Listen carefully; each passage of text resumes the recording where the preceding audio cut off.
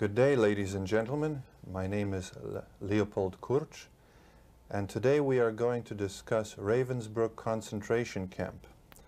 Frequently we hear these days about the 6 million Jews who have passed through the concentration camps during World War II, but we don't often hear these days about the millions of non-Jews who perished in the concentration camps as a result of Nazi German policy. Today we have Mrs. Wanda Szczawińska, who will be our guest, and we will be discussing Ravensbruck concentration camp as an example of one of those camps which the Germans created to exterminate many of the minorities which they got in control of. Ravensbruck concentration camp was a camp for women specifically, and here I'd like to turn to Mrs. Szczawińska and ask her to tell us about the historical and organizational background as an introduction to this subject. Mrs. Szczawińska, can you tell us something on this? Well, I will try. The subject is very vast, but I will try to be short. So, women concentration camp Ravensbruck was situated 80 kilometers north of Berlin, a few kilometers from the railroad station of town of Fürstenberg, on a lake which was part of a waterway. It was established at the beginning of 1939, originally to isolate the German women who were dangerous, either for political or racial reasons. Political, those who were opposed to the regime of Hitler, and racial, mostly gypsies and Jews who were dangerous in preserving the purity of the German race of supermen. At the beginning of September 1939, at the outbreak of the Second World War, the role of the camp changed to a great extent, because at that time they were already imprisoning the women from the occupied territories. And the first transport of Polish women, minorities in Germany, arrived already in September 1939. This transport was composed mostly of Polish women who were engaged in some social or cultural activities. Then the other transports were following. When Germany was occupying more and more countries, more and more transports were coming from the different countries, and altogether about 27 different nationalities or countries were represented in Ravensbruck. What kind of authorities would you say were in charge, or what kind of a setup do we have with regard to the authorities? There were three very powerful authorities who were governing or overlooking, in charge of the all concentration camp in Germany. But the two most powerful was political security, which means Gestapo department, and then labor department. The camp in Ravensbruck, the head of the camp of Ravensbruck was the camp commander and his assistant, and then there was a head camp director and a head woman supervisor. They were assisted by a very large number of Gestapo men and women who were especially trained in cruelty, in a kind of behavior which was creating atmosphere of terror, of fear, or even hatred. And they were finding the help by using the dog's food, which again was trained against the inmates. Then there were certain inmates or prisoners who were assigned special functions inside the camp, And they, at the beginning, they were mostly German, and sometimes they were fulfilling these duties to entire satisfaction of their of the command. And what about the living conditions, Mrs. Szczawińska? Could you tell us about what? At the time when the transport from the district of Radom, in which I was included, counting over 270 women, arrived to Ravensbruck, it was April 1982. The camp was not very large, and the blocks were not very large. Each block was separated into two sides, A and B. In charge of each side there was an elder, and then there was an elder of the block, or of the barrack. And each side was composed of two like sleeping room and the dining room. In the sleeping room there were beds or cots, put one on top of the other, three condignations. In the dining room there were tables and stools, and even small cupboards where we were supposed to keep our bowls and spoon and our clothes during the night. And there was a washroom and a bathroom. And at the beginning, it was the hygienic conditions were pretty good because each one has own place to sleep and a place to sit. But afterwards, the transports were coming in large numbers and very, very often. Consequently, the room became very scarce.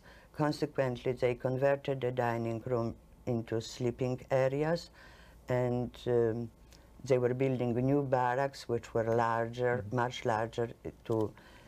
Then we lose the privilege of having our own cot. We had to share them with the women who were working on the night shift, or later on, eventually at the end of the war, there were 5, 6 women in 2 beds, and none had their own blanket or whatsoever. This leads us into the, I guess, what is very much associated with living conditions. What about the daily existence of the inmate or prisoner? Well, our time was measured by sirens. So we were waken up about 4:30 in the morning. We had half an hour to make the bed, which was very strictly observed according to special instructions. Then the time to wash ourselves and to have our breakfast, which consisted of a cup of brown water called coffee. Then we had to go form the lines and go to the roll call, which could last pretty long. Then there was a labor roll call, where in turn we have to run to the place where our detachment was supposed to be, and all those who had no prescribed work or they didn't belong to any detachment, they were put on the side and they were taken just to any work which was necessary. Talking about living conditions, I should maybe mention the rationing of food and the clothing. The rationing of food, as I said, in the morning it was this brown water. In the for the meal, midday meal, it was oh, I forgot the name of the vegetable. Turnip, maybe? Turnip and few unpeeled potatoes. In the evening we were getting flour soup, water was mixed with flour, and a portion of bread, the consistence of which was very suspicious. We could see the straw. Straw? No? No, so Trocini. I forgot, but when you were sewing the tree, oh, yes, the wood, the sawdust. Sawdust, sawdust, and these portions were becoming smaller and smaller, and in the fall of 42 there was a famine because the potatoes which came to the camp were frozen, so the smell was already very difficult to digest, not talking about the eating them and the consequences in different illnesses. As far as clothing, where we had wooden shoes, so it was piece of wood, flat wood, covered in the front with canvas, which were very difficult to hold on, and especially in mud or in snow. Then we had stockings, little chemise and pants, dress, and not jacket without lining. This was for winter. For summertime, on the 1st of June, we were not given any shoes or any stockings. We had to walk barefoot, and the dresses were of very light fabric, no jackets, though we had kerchiefs in order to cover our hair, not to look like women. No belts, no brassiers. And the climate in Mecklenburgia, which is continental one, was very difficult for us because in June there was still frost, and very often we had to melt the ice on the paddles after the rain with our bare feet. I would like to ask you, there are different nationalities in Ravensbruck, and of course the Poles were a part of the 27 nationalities you mentioned. Were there any specific problems which affected the Polish group, or what we call them Polish problems in this large concentration camp? Well, it was because Poles were set in line after gypsies and Jews foreseen for annihilation. And a part of all the dreadful conditions which everyone suffered in the camp, Poles experienced the executions, those who were condemned to death, but not immediate death. They had to first serve as a forced labor. They were executed in the concentration camp, and the first execution took place in April 42, and until April 43 there was 160 Polish women who were executed by being shot on the outside of the camp, and we could hear the shots during the call rolls. Then the last execution of Polish women took place in January 45. Another thing which was very peculiar to Poles were experimental operations, and they were performed on about 75 Polish young women, the age between 80 and 35. They were from Lublin, or district of Lublin, with numbers 7,000 something. And the operations were performed sometimes several times on the same person, and in very bad sanitary conditions in the local hospital. And some of them died shortly after the operations, before the wounds were healed. Few of them, or several of them, were shot later on. And at the end of the camp, in the spring of 45, we understood there was an order to dispose of all of them, but owing or due to the house which existed at the time, overcrowding, and nobody knew what is going on actually, we were able, by disrupting the call rolls before the siren was calling, to protect them, to hide them under the floor, above the ceiling. They were changing the numbers and taking from the dead persons so that they could avoid to be deported and destroyed. So what could we say as a short summary of the factors contributing to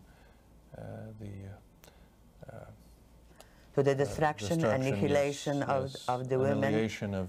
Well, as I told you, the women who were destroyed and annihilated in the concentration. They were disregarding their race, their color, their nationality, their creed. All of them had the same, were undergoing the same fate.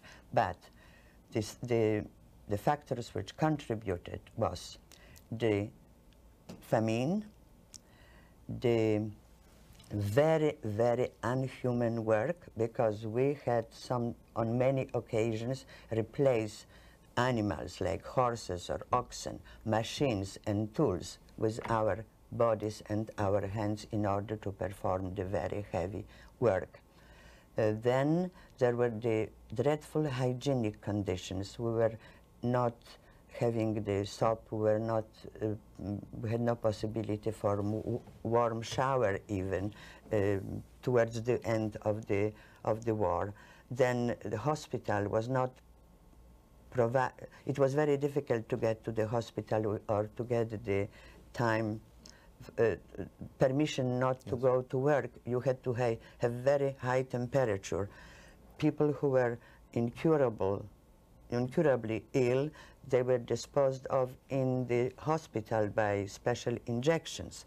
Then those who were not able to work, like elderly or those who too often visited the hospital, they were sent to transport, so-called to the unknown, because nobody ever returned from this transport. And few days after the transport left Ravensbruck, the clothing of these people were coming back, very often covered with blood.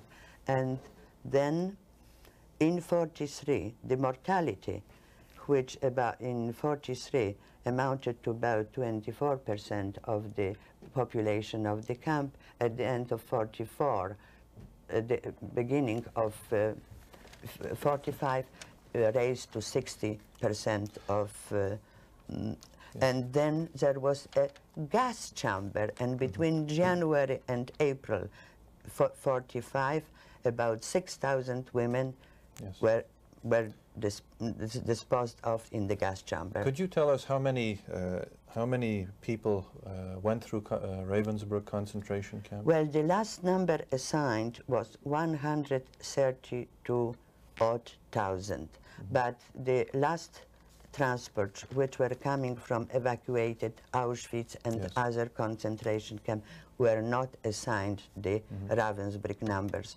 So we presume there were much more. And out of this, over 92,000 perished in the camp. There were people, obviously, who survived the camp. What would you attribute as self-defense. Self-defense. Self-defense, which consisted of many things. First of all, the mutual aid, material and moral.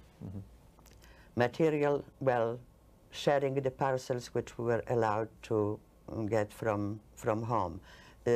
Stealing, when working on the outside, some vegetables, or even from the SS canteen or kitchen, or medication from the hospital. Taking care of weak and young, because there were children also in the camp. Then moral, by organizing prayers, prayer meetings. Prayer meetings, different cultural events, organizing the clandestine teaching on all levels, organizing patriotic, religious, cultural, and so on events, and then helping each other personally in order to keep up the spirit, dispersing good news that the war is ending towards the victory. And Mrs. Szczawińska, speaking of victory, how did the camp come to a close? Who was involved? Well, I was not at the time when the time was closed, because I took advantage of the Swedish Red Cross liberation of the sick, of the Scandinavian women, Dutch and so on, and eventually Polish. And although we were afraid, finally I volunteered, and I was the last one which joined it, and I came to Sweden. But the rest, they were evacuated, I have heard, Yes. and the sick was left in the camp until the Soviet, until they were liberated. What, Mrs. Szczawińska, as a final question, what is your attitude now toward the German people or the German nation having passed through this? Well, the ideology behind the Hitler, the fascism, the Nazis was racial discrimination and hatred. And I can assure you that not only me, but my friends with whom I'm in contact, we didn't learn discrimination, we did not learn to hate. Thank you, Mrs. Szczawińska.